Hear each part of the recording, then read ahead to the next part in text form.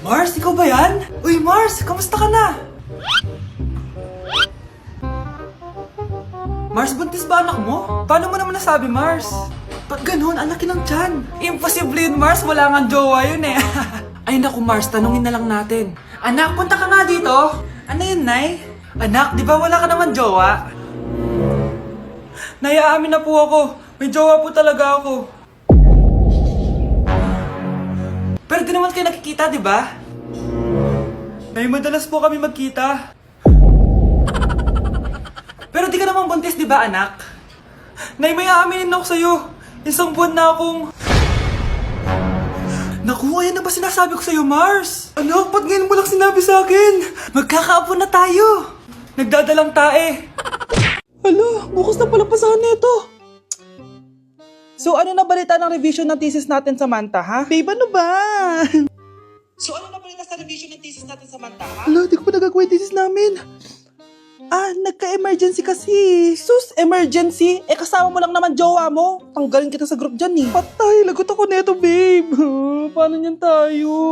Ay, mga bes, huwag kayo mag-away-away ha. Kumalma kayo. Sabayin niyo muna ako ha. Jopay. Kumusta ka na? Huwag ka nang mawala. Ngayon.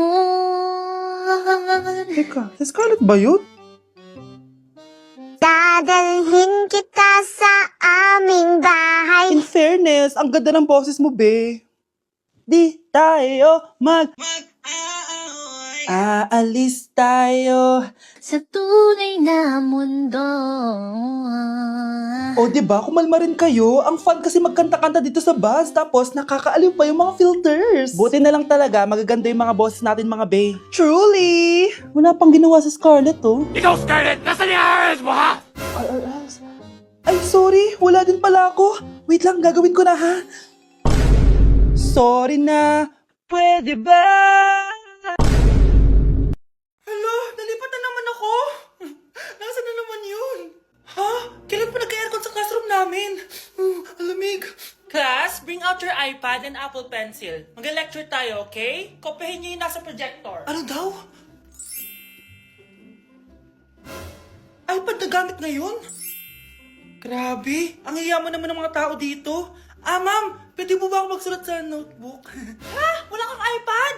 Class, di ba nasa school requirement natin na dapat may iPad kayo, okay? So, babalik ka na sa nanay mo. Di na uso yung notebook dito.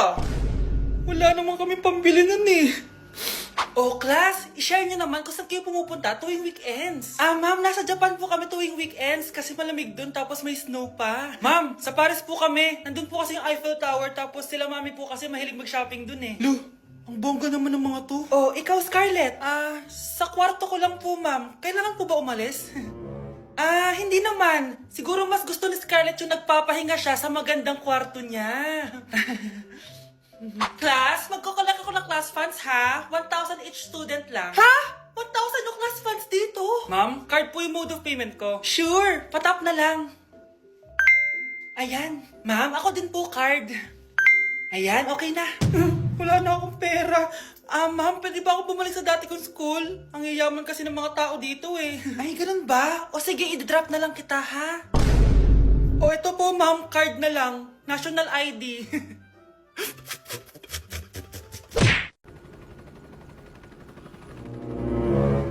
OMG, grabe yung baha oh. For sure marami naman nakurakot si Dad. Paldo.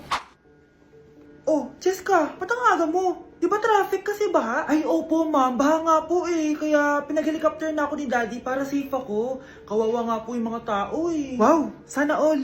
Yes Daddy? Opo, nandito na po ako sa school. Yung baon kong 1 million ha, send mo na. Ha? 1 million yung baon niya? No! Binasa mo yung Chanel bag ko! Sorry, Cheska. Alam mo ba kung magkano to, ha? 600,000 to! Mas mahal pa to sa bahay nyo! Napakamahal naman yan. Whatever. Papabili na lang ulit ako. Salamat ka, mabait ako. Nahiya naman tong 300 peso na bag ko. Be, tara sa kantin. Nagka-crave ako ng siomay tsaka ng kwek-kwek. Tara. Pwede bang sa Wolfgang na lang tayo mag-lunch? Hindi kasi ako sanay sa mumurahing pagkain. Be, anong kala mo sa akin? Anak ng CEO? Ano ba yan? Hindi ba kayo binibigyan na allowance ng daddy nyo? Ako na nga lang. Hindi ka naman ganyan dati. Okay, class. Si Cheska na ang bago nating treasurer. Ma'am, wag si Cheska. Kukurakutin niya lang yung class funds natin. Parang tatay niya. Flood control, ayaw. Gastos, gusto. Kaya mayaman si Cheska kasi korap ang pamilya niya. Ang laki ng tax na binabayaran ko. Sa Disney Princess pala natin napupunta lahat. Habang kami, binabaha na dito. Ikaw pa helicopter lang. Wow, napaka-lavish mo naman. Tsaka, pairam muna ako nito Chanel bag mo ah. May ambag din ako dito, no? Hindi kami titigil hanggat walang nakukulong. Deserve niyong magdusa. Bakit ang kalat dito? Hoy! Maglinis nga kayo! Wala kayong katulong dito ah! Tinatamad ako maglinis, Nay! Ah, ayaw nyo! Bibigyan ko ng 1,000 pesos ang pinakamasipag kong anak! 1,000 pesos? Sige, maglilinis na ako! A few moments later. Nay, oh, nagwawalis ako! Nawalis ko na yung buong bahay! Wow, ang sipag! Nay, parang ako yung pinakamasipag, oh! Deserve ko ng 1,000 pesos! Aba, himala! Ang saya-saya pala maghugas ng plato, Nay! Woo! Nag-enjoy ako! Himala, ang sisipag nyo ah! Oh Kyle, bakit wala kang ginagawa? Ayaw mo ba ng 1,000 pesos? Nay, ako po ang pinakamasipag sa kanila. Ha? Paano ka naging masipag? Eh hindi ka naman naglilinis. Oo nga, Nay. Mas deserve namin yung 1,000 pesos. Araw-araw ako naglilinis ng buong bahay. Samantalang sila, walang ginagawa. May video ako dito, Nay. Gusto niyo pong makita? Totoo ba to? Nay, magpapaliwanag kami. Kyle, eto 1,000 para sa'yo. Thank you, Nay! Simula ngayon, kayo na ang maglilinis ng buong bahay!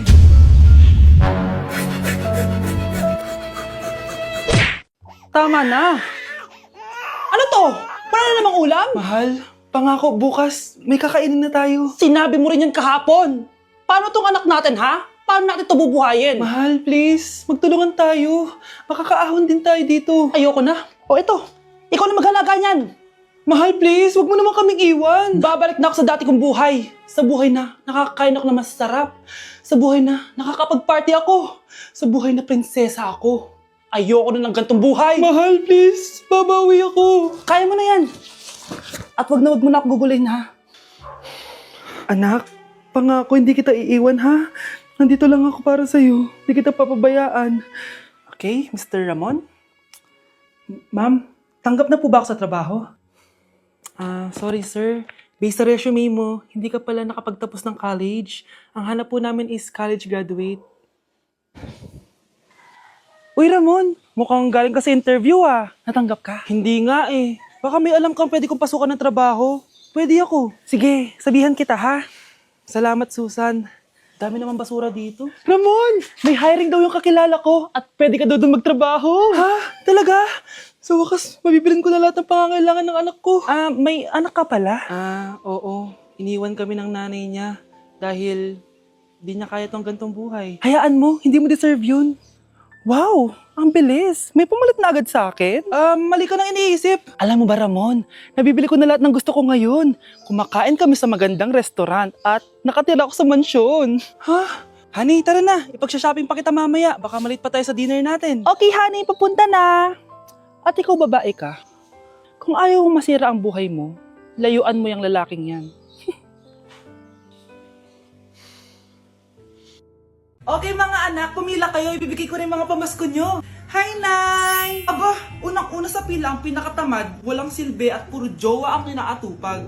Oh, eto, 20. 20 lang? Hi, Nay! Ang pinakamaganda at pinakamatalino kong anak, para sa'yo, 100.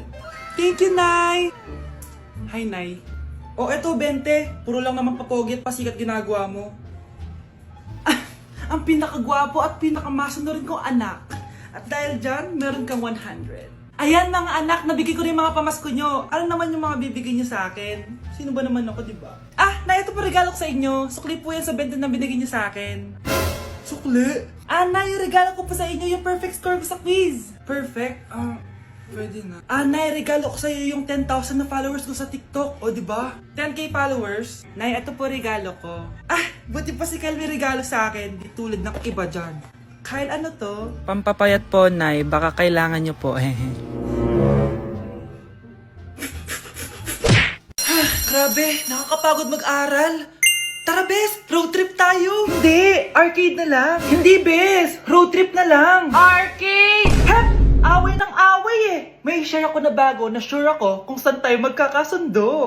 Saan naman? Kumain na lang tayo, bes. Share ko lang kasi sobrang good deal ng Jollibee Meal Savers.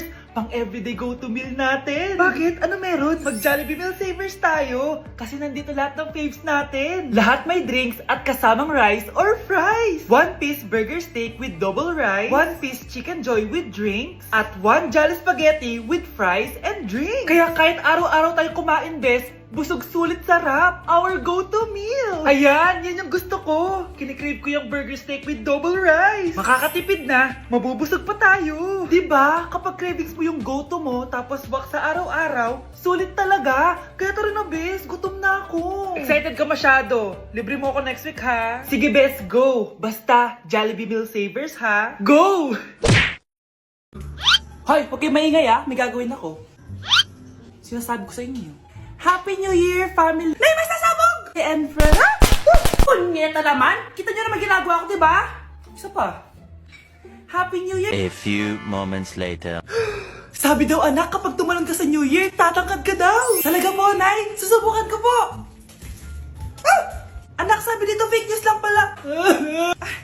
Para di naman ako tumangkad eh! Napilay lang ako! 1 hour later. Ay, kagwapong bata naman nito. O, etong sa'yo. Happy New Year. Happy New Year, Mare. Oo. Para sa anak mo. Ako muna magtatago. Sige na, alis ka na. Sige. Kakain na tayo. Sige po, Nay. Ops, aayusin ko muna. Kukuha na ako, Nay. Teka lang, pipicturan ko pa. Kukuha na ako, Nay. Magdadasal muna, ha. Brownout! Anak, wag mo na kakainin yan! Yan bumalik na!